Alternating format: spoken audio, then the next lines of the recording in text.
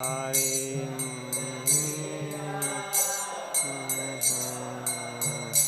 Jayo Radha Madhava Jayo Kunja Bihari Radha Madhava Kunja Bihari Jayo Radha Madhava Jayo Kunja Bihari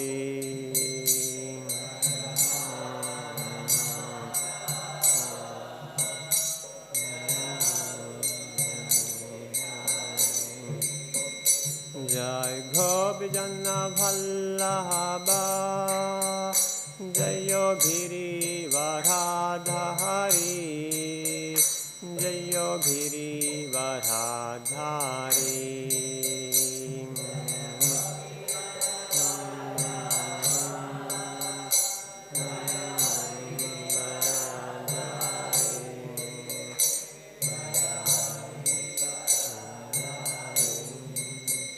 Shodanandana Braja Jana Ranjana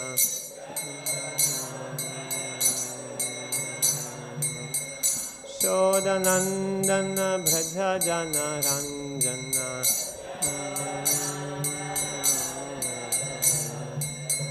Yamuna Tira Vanachari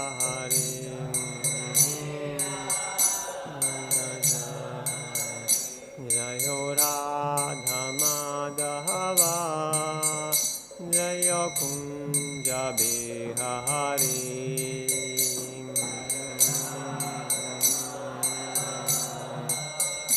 Jayo Kunja Bihari Hare Krishna Krishna Krishna Hare Hare Hare Rama Rama Rama Hare Hare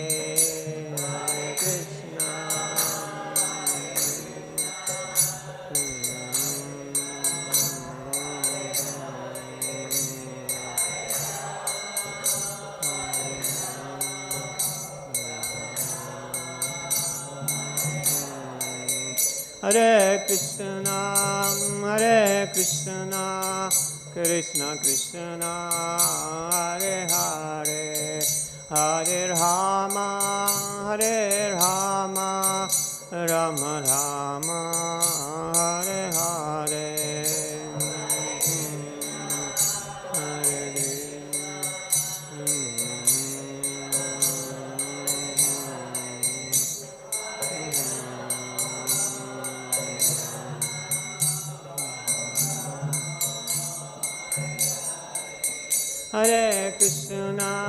Hare Krishna Krishna Krishna Hare Hare Hare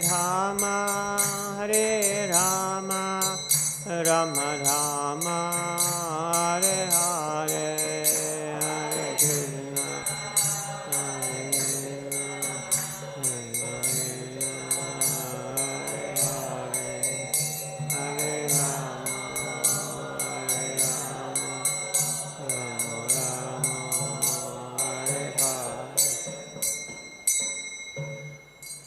Shri Radha Madhava ki jai, Shri Prabhupada ki jai.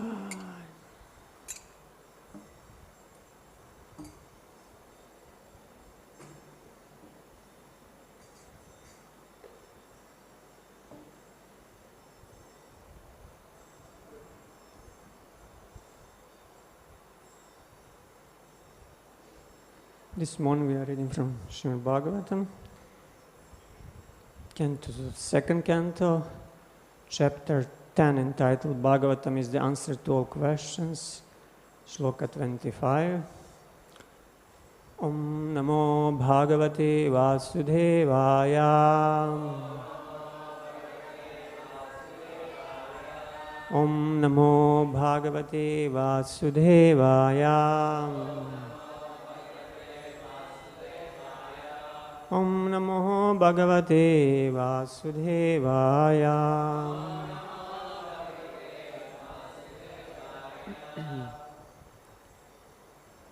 Gatim jigishata padau Ruruhate bikamikam Padbhyam yagya swayam havyam Karma kriyate nribhim Gatim jigishata padau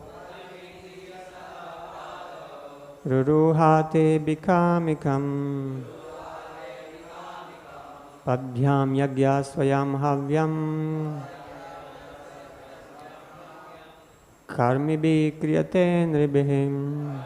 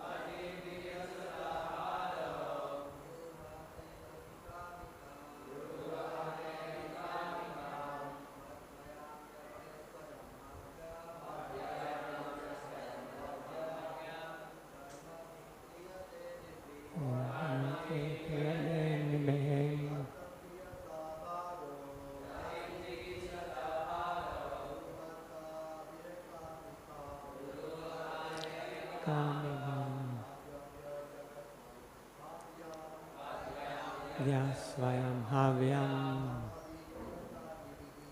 Karmi kriyate nribhim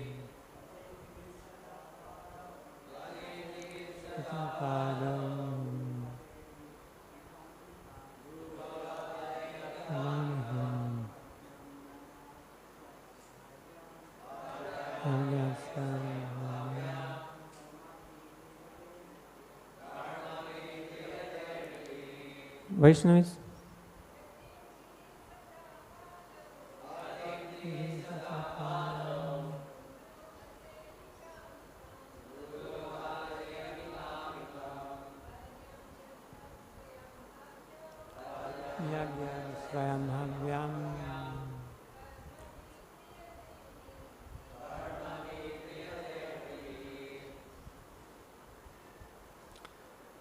Gatim, movement.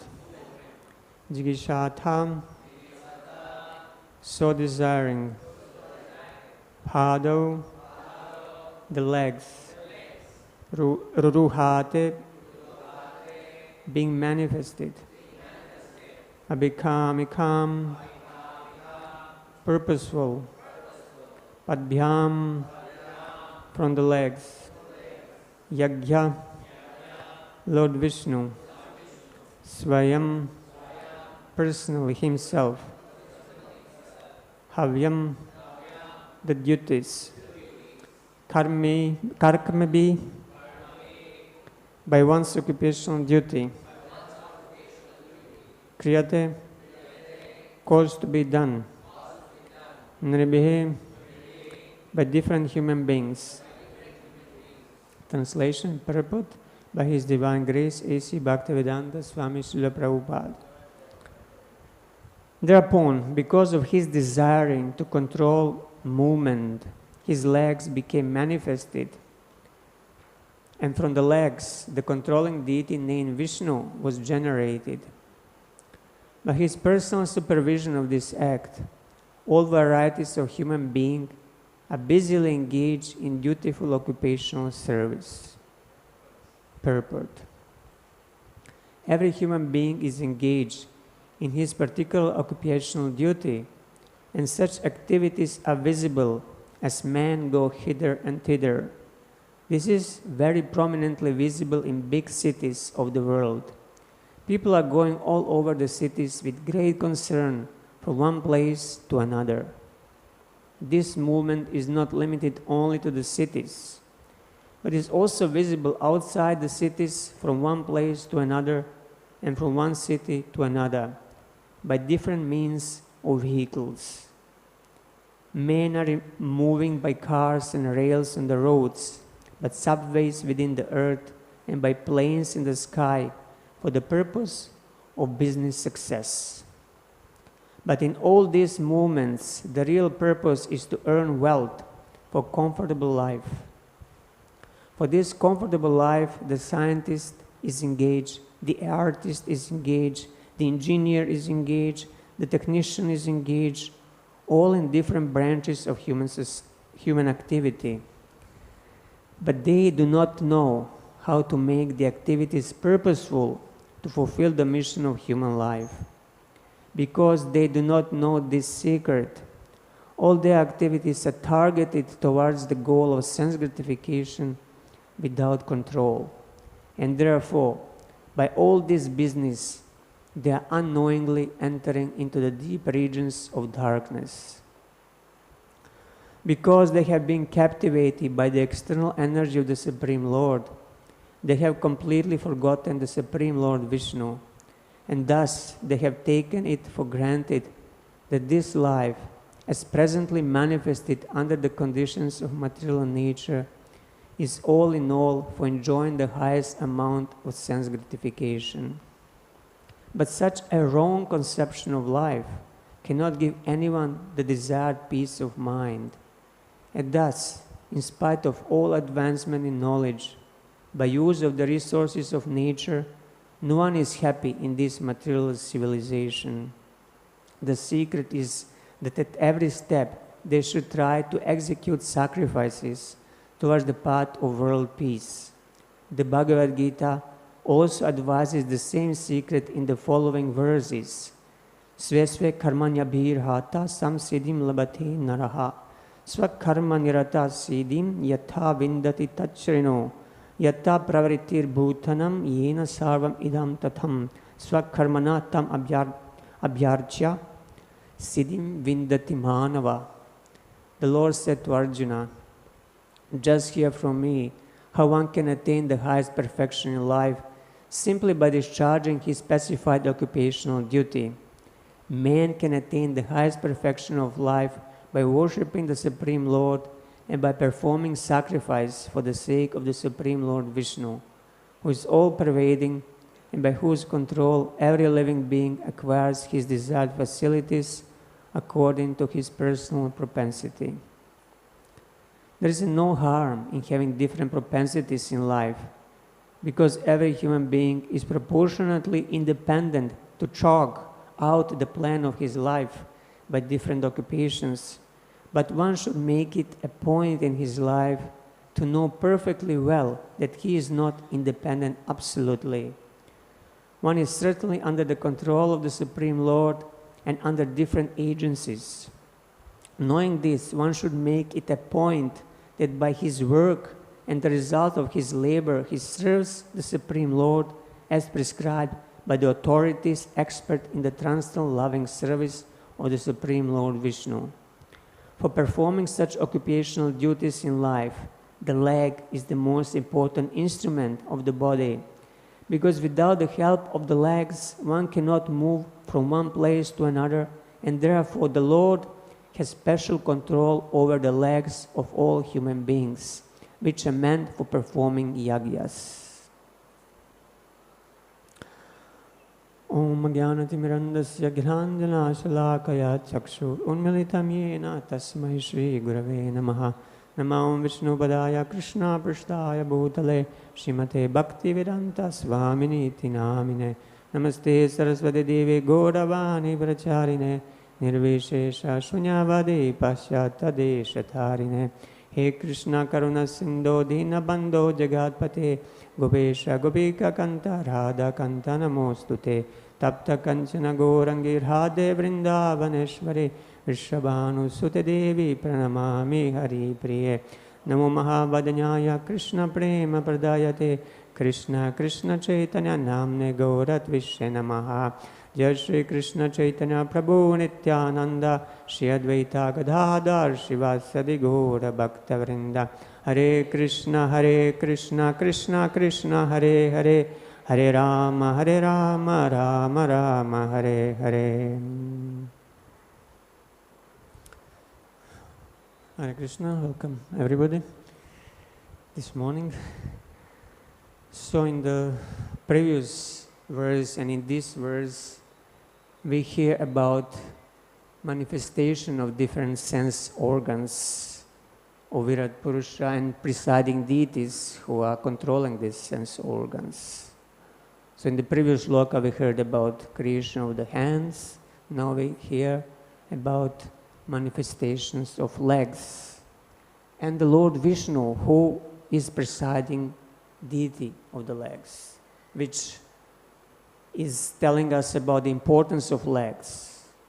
They are meant for performing yagyas for Vishnu, or engaging the body of human beings in the service of the Lord. And that is original purpose of all senses, to be engaged in the service of the Lord. So not only legs, but all the senses, working senses and knowledge gathering senses.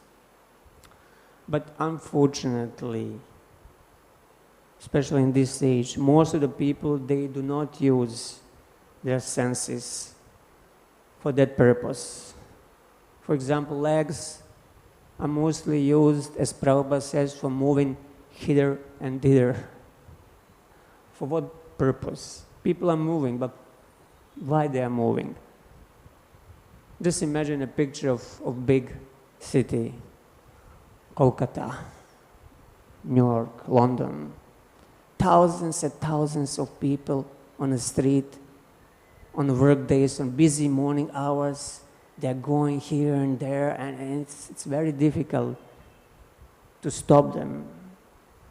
If you just step aside or look from above, it looks like ants are moving here and there, thousands and millions of ants just going here and there.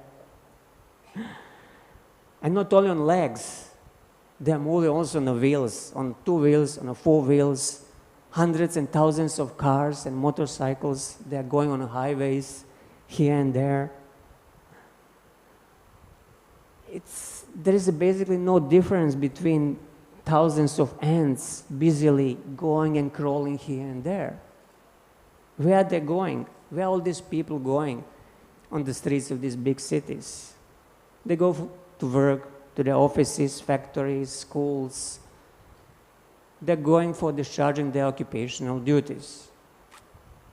And what is the purpose they have behind it? Mostly filling the belly and satisfying other senses, basically sense gratification. And as Srila Prabhupada says, by all this business, they are unknowingly entering into deep regions of darkness, which is very unfortunate, and it's a result of ignorance. So all these different varieties of movement and work come from different conditioned natures that are called svabhavas. And this conditioned nature of svabhava is very, very difficult to change. Everybody has some inclination for certain type of work, for certain type of food, for certain type of association, has certain types of desires and interests. There are unlimited combinations born from permutations of 3 modes of material nature, of 3 gunas. So svabhava is broadly categorized in 4 varnas, brahmanas, kshatriyas, vaishyas, and shudras. But even within each of these varna, there are unlimited varieties of conditioned natures corresponding to each individual soul's personal identity and their history in the cycle of birth and death. And even when we become a devotee, it's not that our conditioned nature is gone overnight and then we are immediately liberated and have a transcendental nature. No, some unfavorable traits of our svabhava, they can persist for very, very long, sometimes for 30 years, 40 years, even whole life. Even after 40 years, we can discover that we still have some anarthas that we had in the beginning. Still same conditioning. For example, still getting angry very easily for a small thing, easily provoked.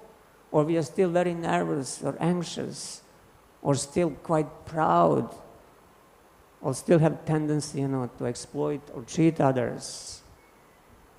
or any other kind of habits, still like to watch movies or eat chocolate or whatever it is. So it is compared, nature is compared to a dog's tail. It's always curled. As much as you try, to straighten it, it always goes back. So by our nature, we are programmed to act in a certain way. Like a machine can be programmed by certain software to always behave in exactly the same way. So that's why those who are conditioned, they have a predictable behavior.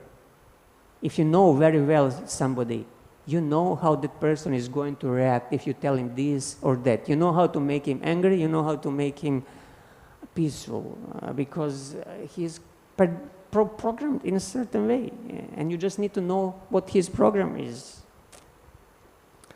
So like you press a button on a machine, and machine acts in a certain way. So similarly, you press a person in a certain way, and he reacts in a certain way. So this is conditioned jiva. That is not free. It's bound by three modes of material nature, and most of his reactions are reflexive, just instinctive, reflexive reactions. And there is not much freedom in that conditioning. Recently, I read a story of a man in his electric car. These modern electric cars, they're so sophisticated that you can put them on autopilot and they can drive by themselves and you just relax.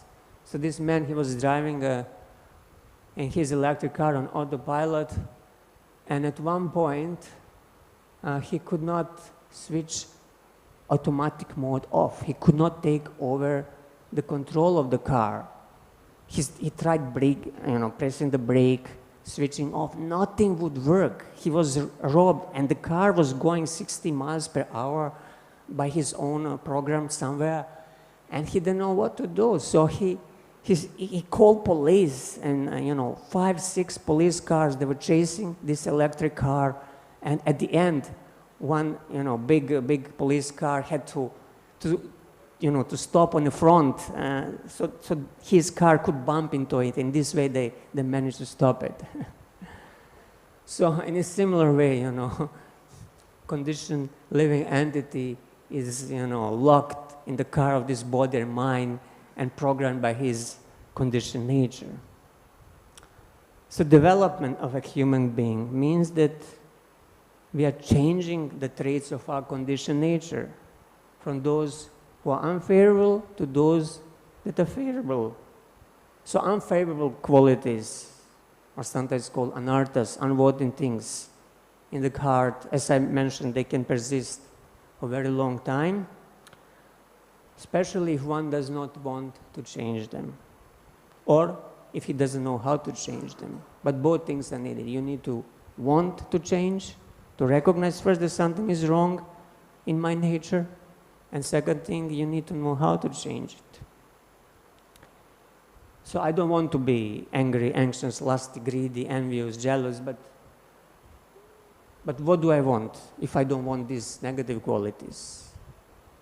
In the first canto, it's described how when Maharaj Yudhishthira and 5 Pandavas, they came in front of dying Bhishma Dev, he gave them many instructions, and amongst those instructions, he gave advice for all human beings that they should have the following 9 qualifications. So Bhishma Dev said, number 1, not to become angry. So each human being, regardless Brahmana, Kshatriya, Vaishya, or Shudra, or outcast, he should not become angry, not lie, to equally distribute wealth, to forgive, to beget children only by one's legitimate wife, to be pure in mind and hygienic in body, not to be inimical towards anyone, to be simple, and to support servants and subordinates. In other words, to take care of those who are in his care. So Prabhupada comments, one cannot be called a civilized person without acquiring the above mentioned preliminary qualities. So to become a civilized, we need to have these these qualities. And these are not the only qualities. For example, in the seventh canto, when Narada Muni is talking about Varnashrama Dharma, he is listing 30 qualities. I'll just mention a few of them, not all of them. For example, Satyam, Daya, Tapa, Shaucham, Titik, Sheka, Shamodhama, Ahimsa, Brahmacharyam cha, Tyaga, Swadhyayam, Arjavam, Santosha, Samadrik Seva. Truthfulness, mercy, austerity, bathing twice a day, tolerance, discrimination between the right and wrong, control of the mind, control of the senses, non-violence, brahmacharya, celibacy, charity, studying the scriptures, simplicity, satisfaction, serving the saintly persons, and so on. So these are qualities that must be acquired in human form of life. And Prabhupada comments simply, actually Narada Muni says, simply by acquiring these qualifications, one can satisfy the Supreme Personality of Godhead. Just imagine, simply by having these good qualities, Krishna will be pleased. So we should ask ourselves, do we have all these qualities, some of them? Well, if not, there is still hope that we can develop them. But of course, it's a gradual process. You cannot change overnight. It takes time. If you try to stop ants rushing hither and thither, or people on the street, you'll just cause a disturbance. If you tell them, oh, sir, stop, where are you running? This is not the purpose of your life. Don't go for work. Go with me to the Hare Krishna temple. No, he'll get angry. You cannot do this. So, Lord Krishna, he is advising us not to try to abruptly change somebody's conditioning, but to try to engage him in the work for him, for the gradual development of Krishna consciousness. If you remember in Bhagavad Gita, Nabudhi bhedam jhanayed agyanam karma sanginam joshayed sarva karmani vidvan yukta samacharan. So as not to disrupt the minds of ignorant men attached to the fruitive results of prescribed duties, a learned person should not induce them to stop work. Rather, by working in spirit of devotion, he should engage them in all sorts of activities for the gradual development of Krishna consciousness. So again, we should try to change not the type of work, at least in the beginning, but the spirit of work, the mentality of the work, to try to work with devotion. Or as devotees in early days had a mantra, just add Krishna to your life and it will become sublime.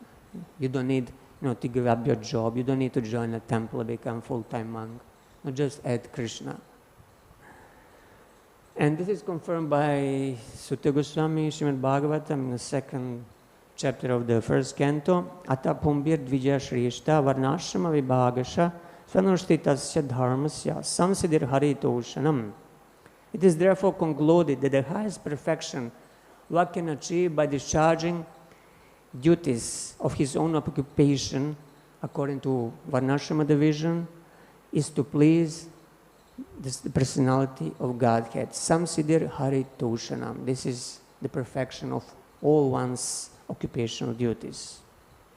So these are prescriptions for those attached to their work, and their results, not to stop them, but to change their motivation, their mentality.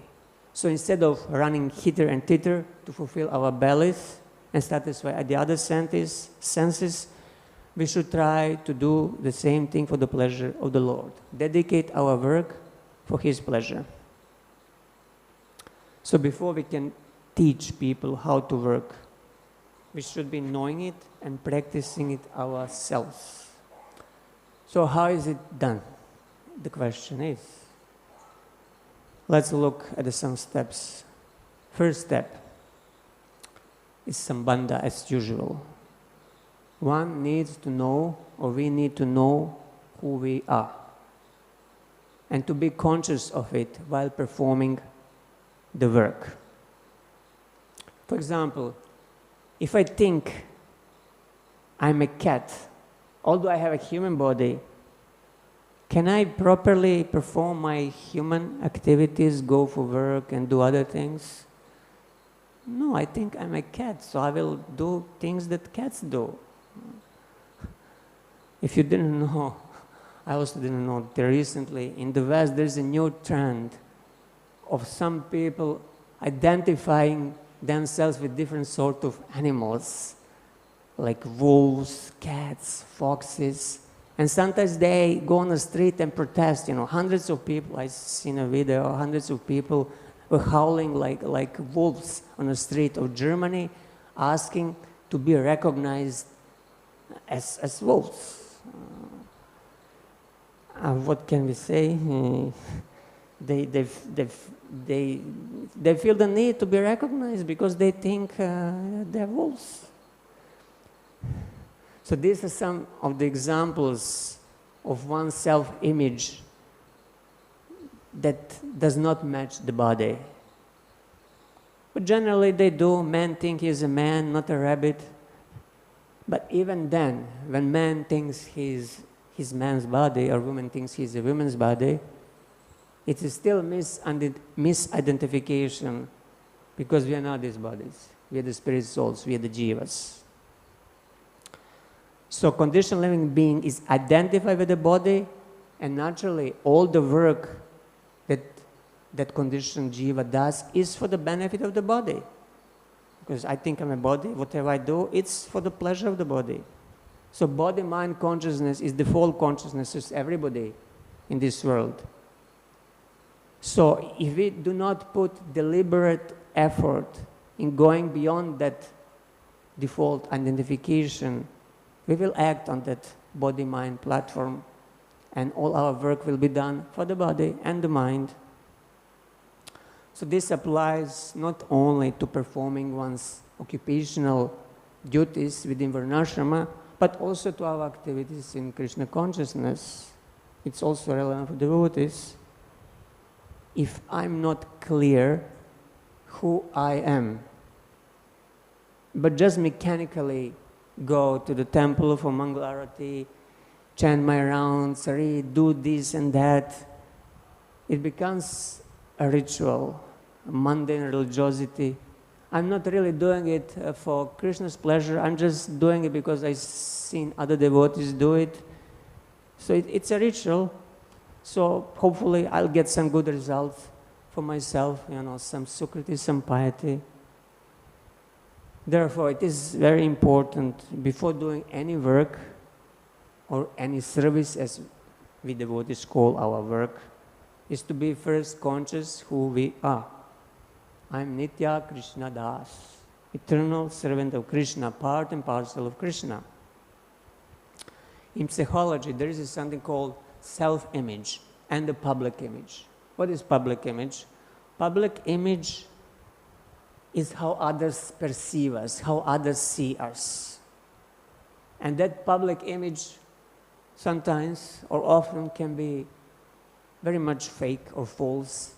Politicians, when they're running for elections, they have a huge marketing campaigns to project themselves as the benefactors and well-wishers of everybody in order to win the elections. So it's artificially created public image. And then there is a concept of self-image. This is how we perceive ourselves. And that image also can be distorted, and often it is. For example, a person who is overweight, he thinks he's a fat, and because of that, he might be depressed. Or somebody else thinks, oh, I'm so sickly, I have weak health. And most likely, he will be sickly. So we are seeing ourselves through the lenses of our previous experiences, whether they are good or bad. And often they are traumas. I know some people who, when they were kids, they thought they had big ears, so they were kind of traumatized because others were joking with them, oh, you have a big ears, so they had to grow big hair around to cover their ears.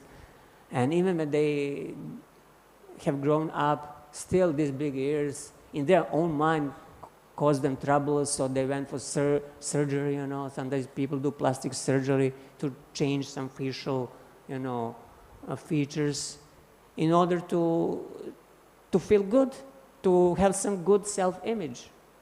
But they don't understand it's just, you know, image created in their mind that really has nothing to do with the external features of their body.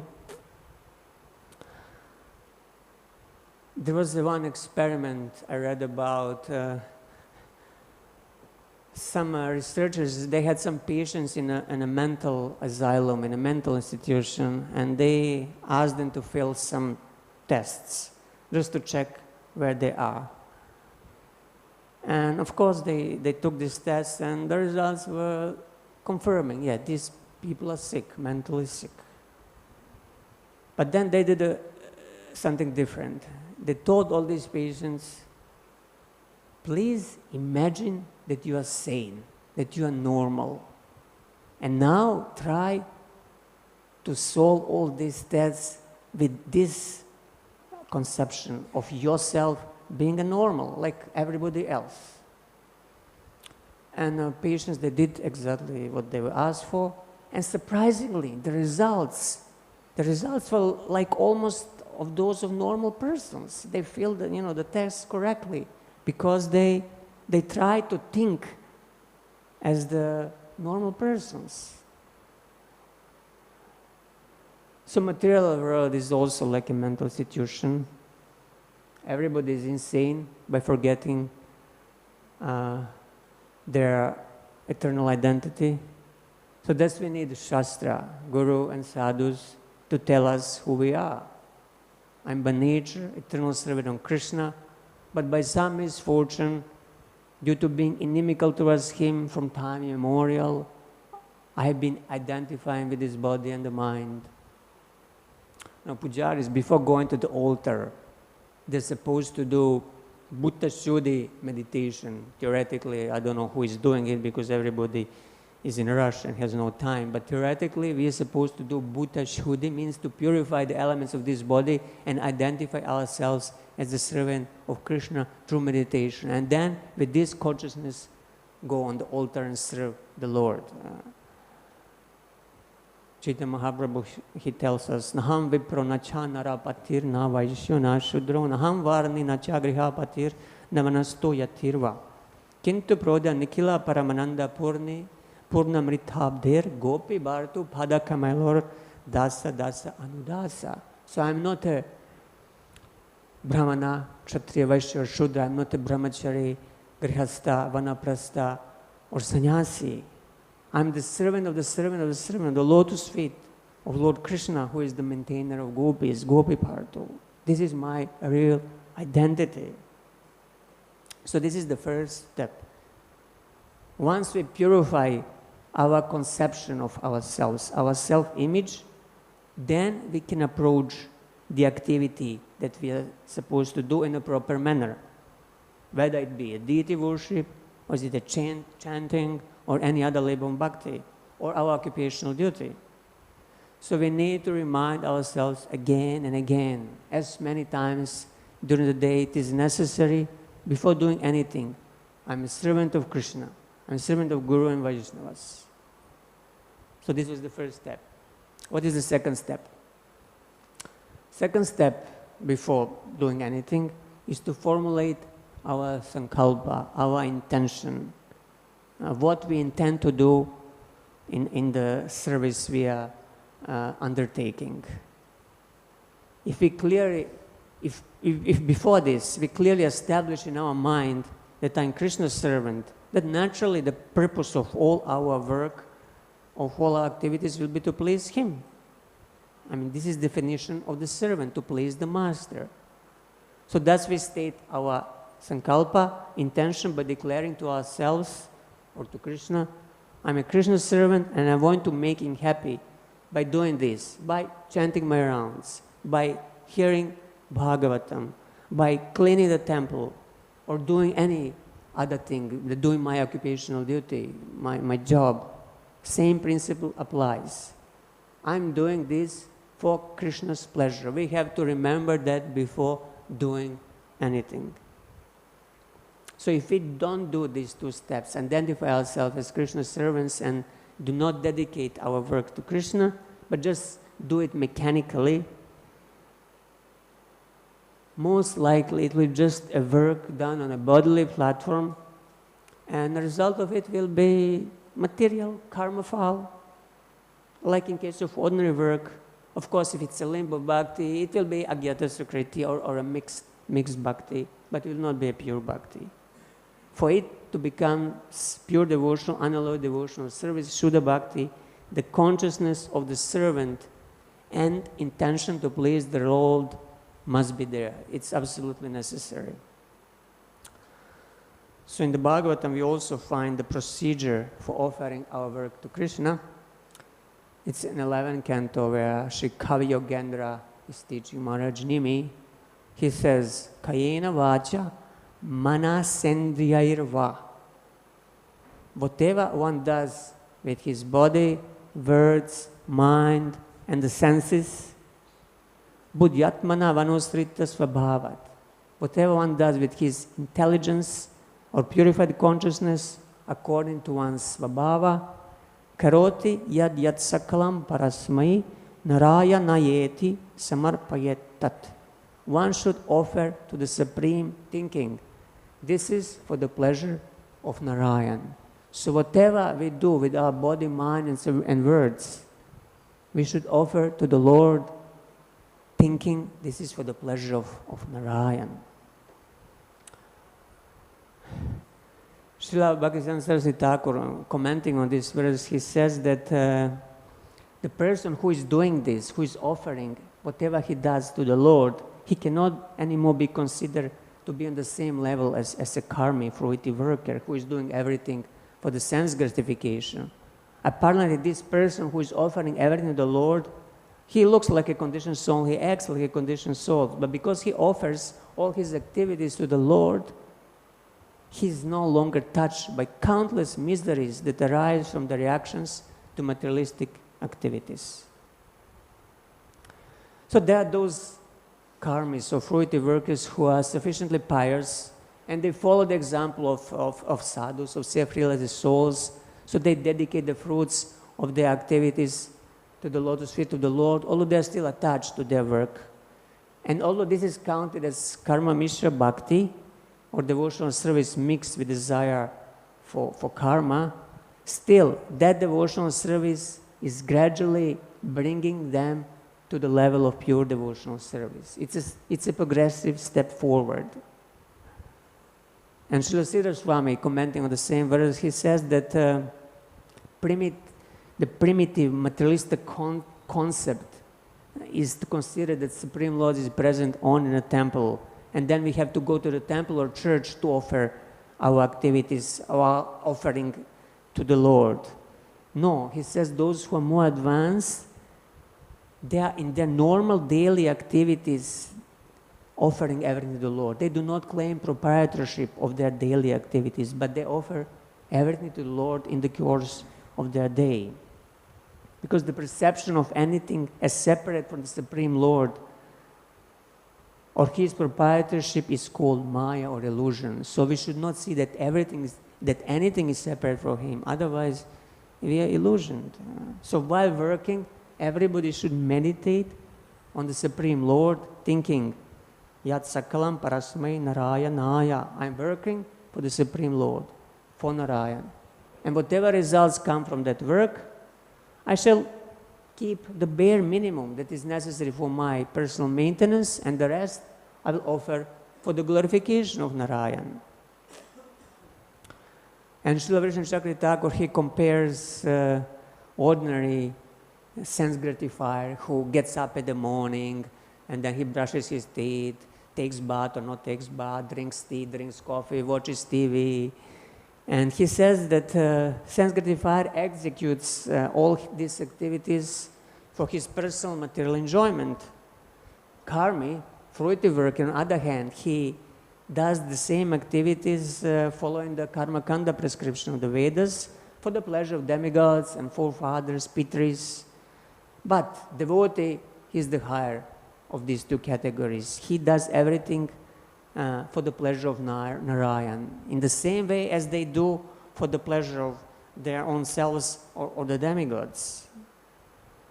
So everything we do throughout the day can become a limb of bhakti, bhakti anga, if we do it in a proper consciousness with the proper meditation. So in the beginning we gave an image of a busy city where people are running hither and thither like ants, doing so many things. Now I want to give a similar but different picture. Picture where everybody is also very much engaged, but with different consciousness. This is picture of another world that we are given in a 10th canto where Uddhava comes to Vrindavan. And he observes his first time coming to Vrindavan, and what does he see? He sees the bulls fighting with each other for the fertile cows. He hears the mooing of the cows that are burdened by their others and they're chasing after their calves. He hears the noise of milking of the cows, and he sees the cows jumping here and there. He hears the sound of the flute playing, and then he hears the cowherd men and women singing the glories of Krishna and Balaram, beautifully dressed, and their houses appearing very abundant with the paraphernalia for worship. He sees the flowering forest echoing with the flocks of birds and swarms of bees, beautified by the lakes crowded with the swans, Karandava ducks, and bowers of lotuses. So this is a different picture of a spiritual world. And then he observes what other residents of Vrindavan, Vrajavasi is doing, because they're all very, very busy. They are not lying down and sleeping all day. So he notices the gopis. What they are doing? Yadohani vahanani matano palena. Srila Sanatana Goswami, he describes in Bhagavatam. They're milking the cows. They're threshing the grains. They're churning the yogurt. They're gathering cow dung, smearing this cow dung on the walls, like you still see today in some Vraj villages. What else? Prenkina kanarba, ruditokshana marjanada. They're riding on swings. So sometimes gopis have a free time and they ride on swings, caring for the crying babies. Babies are crying, so they have to attend to them. Sprinkling the ground with the water, cleaning their houses, marjanhada, and so on and so forth. They're doing so many activities during the day, but how they're doing? Gayanti chainam anurakta diyo ashrukantyo. Their minds fully attached to Krishna, their throats always choked with the tears. They constantly sing about Krishna, Gayanti. While doing everything all the time, they sing about Krishna and his glorious deeds, his qualities and his pastimes. So Dhanya Vrajastriya Urukrama Chittayanya. So these ladies of Raja, they are the most fortunate of women. Their minds fully attached to Krishna, their throats always choked with the tears. They constantly sing about him while milking the cows, winnowing grain, churning butter, gathering cow dung for fuel, riding on swings, caring for their crying babies, sprinkling the ground with the water, cleaning their houses, and so on. And their minds are fixed on Krishna alone. So this is our ideal, Dhanya Vrajastriya Urukrama Chittayana, to do everything while our mind is firmly fixed on Krishna. And how to do this, I'll remind you just quickly. First, we have to identify ourselves as Krishna's servant. Second, we have to make a sankalpa intention. I'm doing this for Krishna's pleasure.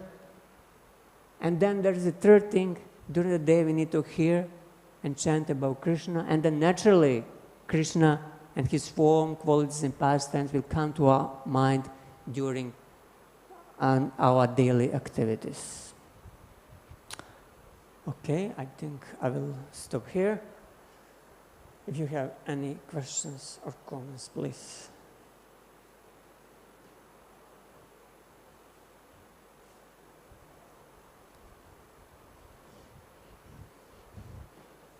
Yes, Gopinath Prabhu. Welcome to Mayapur. Thank you for the class, Prabhu. Sankalpa, like a clear thinking that I'm doing this for Krishna, and also in the verse it was talked about the legs going here and there. An ideal example came into my mind of Maharaj Ambarish. There's a triple verse explaining how Maharaj Ambarish is using all his knowledge, inquiring senses and working senses in the service of the Lord.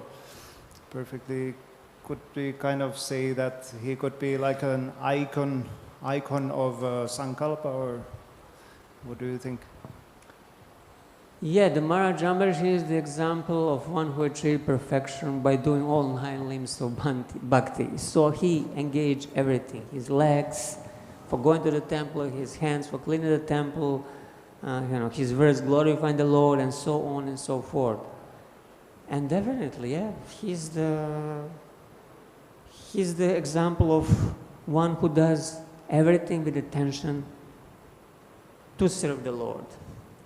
But he may not need, every time to think about it, because he's on the level of spontaneous devotional service. So for him, it's a completely natural. He doesn't even to think for him he is doing. He just does it, and it's all just for Krishna. His consciousness is fixed on giving Krishna happiness, satisfying Krishna senses. So at that stage, there is no need for stating the sankalpa. But for the one who is still in material condition consciousness, it doesn't come naturally, it doesn't come spontaneously. So that's why we need, to put some effort. We need, to try to reprogram our mind by stating, I'm a Krishna servant and I want to do this for Krishna's pleasure. So Maharaj Ambarish, he may not need to do these mechanical steps, but we do need, until it becomes our second nature. So we are in the process of changing our nature, which is conditioned. It is in the state that we do everything for ourselves. It is in the state that we identify the world, body, and the mind. So it takes time to reprogram it, because for millions of lifetimes we were programming it. I'm this body, I want this for myself. I'm this body, I want this for myself. So to change it overnight, it's not going to happen. You need again and again, to reprogram. I'm not this body.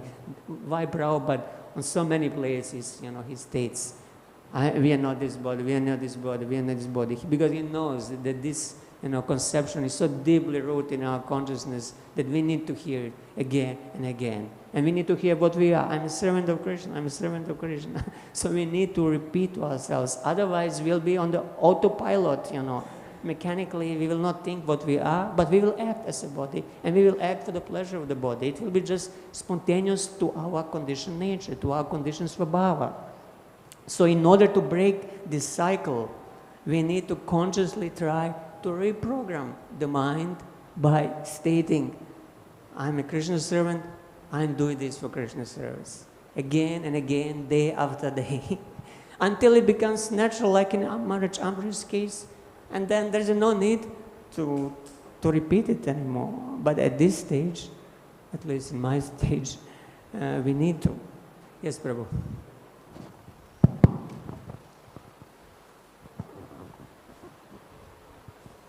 Hare Krishna. Thank you for lecture, Prabhu. So Prabhupada many times, he, of course, reminding us about that we are not this body, but at the same time, Prabhupada always gives the different angles of view, how to should understand that we are not this body. We can see that in his lectures, he never repeated the same things, the same way how he convincing us that we are not this body. This is one point what I would like to add for your other question. And also I have some question that in this verse itself, it says that, I can just read.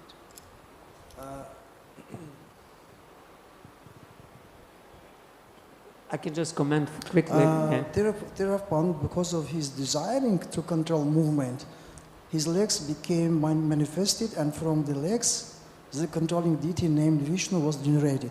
This controlling deity, so Krishna is not direct cause of this material manifestation. He is indirect cause, and at the same time, he is saying here that he's controlling deity. What does he controlling? That he's controlling. He's not controlling movement. You know, I can understand that the movement of our body controlled by some demigods, which is they are residing in our body, and they this just directly makes this all like our body like some device, which is moving according to the what the controlling deity he allowed in us. But what control the Vishnu? What type of controlling makes the Vishnu himself? That's my question. Okay, I'll just quickly comment on the first point. This is a good point that you made, that Prabhupada would always try to make it interesting for us to understand that we are not this body. So we can also make it interesting to ourselves and not repeat in the same way that I'm a servant of Krishna. We can, explain to our mind in a different way in order for our mind to be more receptive, so we can make it more interesting.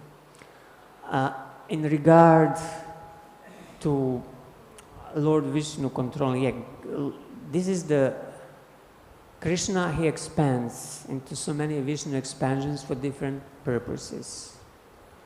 So he expands also as Lord Vishnu, Lord Shiva and Lord Brahma for the purpose of creation, maintenance and destruction, and we learn that Vishnu is in charge of maintenance of this universe, while Lord Brahma is in charge of creation, Lord Shiva is in charge of destruction. So there is no problem for him expanding and performing the function of a demigod. So in this particular case, the verse is very clear that Lord himself took charge of control of the legs. In his expansion, one of his expansions, Kshirodakashay Vishnu, he expanded himself as a Paramatma in the hearts of all living entities, and he is, permitting all bodily functions. If the Paramatma within our heart would not allow us to lift a hand or to move here and there, how we would do anything. So the Lord has no problem of performing the function that generally demigods do, because they are also empowered by him. So he can empower them, he can do it himself. So in this case, particularly for the legs and for the movement, Lord is doing it himself through one of his expansions as Vishnu. He is controlling the movement. This is what I can say. I don't know the other further technical details. How is it actually happening? Yes, Prabhu. Can we say that like Lord Krishna, he is controlling our desire and our karma, that everything will go according to the desire of living entity, and his karma, which is makes what I deserve, desire and deserve, what I desire and what I deserve. That is controlling by the Lord Vishnu. It cannot be controlled by the demigods. Maybe can say like that or not. This is my opinion. Desire is it's a function of living entity. It's your personal desire that you acquire due to association. You cannot say that Lord imposed this desire to you, that he forced you to desire this or that. No, it's your choice. It's your choice. And then you act in certain way according to your desires, and you get certain, karma phala, the results of work. And the Lord is in charge of the function of the karma system, and it's working through the demigods. So the Lord is ultimate controller, you can say, of everything. But directly, there are many agents like demigods that control particular feature, particular function. But the Lord is the ultimate controller, Ishvara Parama Krishna. Okay, if there is nothing else. Oh, okay, just quickly, Prabhu. So Prabhuji, nutshell, we understand that this sabhava can be changed or not can be changed. If can be changed, so how devotional service plays role? Svabhava can be changed, otherwise there would be no point of doing anything. Just the point is it's very difficult to change. For example, Vishwamitra, he was born as a Kshatriya and he wanted to become a Brahmana, Brahma Rishi. So he did heavy tapasya for thousands of years, and still, he couldn't be accepted as Brahma Rishi. But then again, he meditated for 1,000 years, and eventually, his svabhava was changed. So it can be changed, that just, for the conditioned soul on its own. Conditioned soul cannot change on its own. It needs help.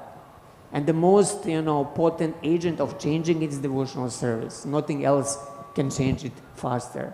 Varnashrama is very gradual path, In this life, you obediently act as Shudra, and then in next life, you may be born as a Vaishya, you may be upgraded. So over many lifetimes through Varnashrama system. But by devotional service, you can change it even in this life. If you're really sincere and eager and desirous to take shelter of Krishna. Okay, thank you all very much. Srila Prabhupada ki jai, Srimad Bhagavatam ki jai.